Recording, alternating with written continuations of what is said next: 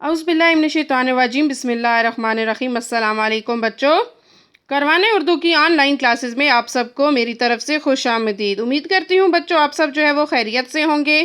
جماعت پنجم کی کروان اردو کا آج ہمارا لیکچر نمبر 22 ہے بچوں، تو اس کے لیے سب سے پہلے اپنی کتاب کا صفحہ نمبر 50 جو ہے، صفحہ نمبر 50 وہ نکال لیں۔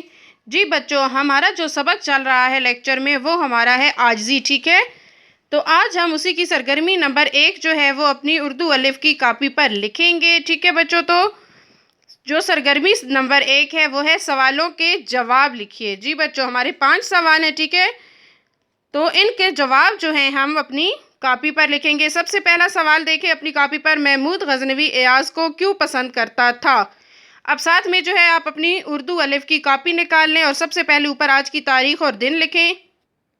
آج ہے بچوں 7 جولائی 2020، جمعرات کا کام اور دن ہے منگل، ٹھیک ہے بچوں؟ پھر سبق کا نام عاجزی اور پھر سرگرمی لکھیں گے، سوالوں کے جواب لکھیں اور پھر اسی طرح سے پہلا سوال محمود غزنوی ایاز کو کیوں پسند کرتا تھا؟ تو بچوں یہ ہم نے جو سبق ہے اس کے اندر پڑھا تھا کہ ایاز کی نیک طبیعت اور اس کی اچھی عادتوں کی وجہ سے محمود غزنوی اسے پسند کرتا تھا۔ پھر سوال نمبر 2 ہے، کتاب سے دیکھیں، وہاں سے دیکھ کے لکھیں، بادشاہ کے درباری ایاز سے کیوں حسد کرتے تھے؟ حسد یعنی کہ جلنا، ٹھیک ہے؟ وہ اس سے جلتے تھے۔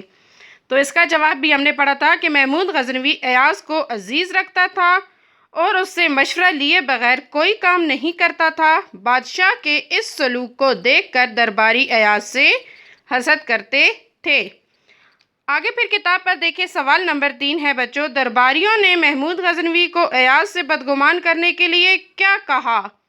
یہ بھی آپ نے کتاب کے اندر پڑھا کہ انہوں نے وہ ہیرے جواہرات کی جو ایک فرضی کہانی تھی وہ بنائی تھی۔ تو اس کا جواب ہم کیا لکھیں گے؟ درباریوں نے کہا ایاز آپ کے ہیرے جواہرات کو چرا چرا کر ایک جگہ چھپا رہا ہے، اس کام کے لیے اس نے ایک کمرہ مخصوص کر لیا اور اس کمرے کے دروازے پر ہمیشہ تالا لگا رہتا ہے۔ در حقیقت وہ آپ کا خزانہ خالی کر دینا چاہتا ہے۔ جی بچوں، اس کے بعد اگلا سوال دیکھیں تو وہ ہے سوال نمبر 5، تالے والے کمرے سے کیا چیزیں برآمد ہوئیں؟ جی بچوں، تو یہ بھی ہم نے پڑھا تھا کہ اس کمرے میں ایاز نے جو ہے اپنا ماضی کا سامان یعنی گزرے ہوئے وقت میں وہ کیا کرتا تھا، اس سے متعلق، اس پیشے سے متعلق اس نے سامان رکھا ہوا تھا۔ تو اس کا جواب ہم کیا لکھیں گے؟ تالے والے کمرے سے ایک چرواہے کا پھٹا پرانا لباس اور ایسے جوتے جو جھاڑیاں کاٹنے والے پہنتے ہیں کے سوا کچھ نہ ملا۔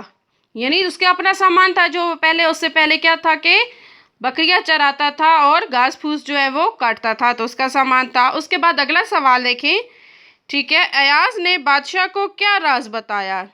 یعنی اس سامان کے بارے میں جب بادشاہ نے ایاز سے پوچھا تو ایاز نے پھر کیا جواب دیا تھا کہ ایاز نے بادشاہ کو بتایا، میں پہلے ایک چرواہا تھا، جھاڑیاں اور گھاس پھوس کاٹتا تھا، اب میں بادشاہ کا وزیر بن گیا تو میں نے اس زمانے کا لباس اور جوتا اپنے کمرے میں محفوظ کر رکھا ہے اور اس لیے اپنا یہ لباس اور جوتے دیکھتا ہوں کہ کہیں میں غرور و تکبر کا شکار نہ ہو جاؤں۔ جی بچوں، یہ ہمارے آج کا کام کا جو تھا، ٹھیک ہے، کہ سوالوں کے جواب ہم نے لکھنے تھے، 5 سوال جن کے ہم نے جواب لکھ کے، یہ ہمارا آج کا کام تھا۔ نہایت خوش خط لکھیے گا۔ اوکے بچوں، اپنا خیال رکھیے گا۔ اللہ حافظ۔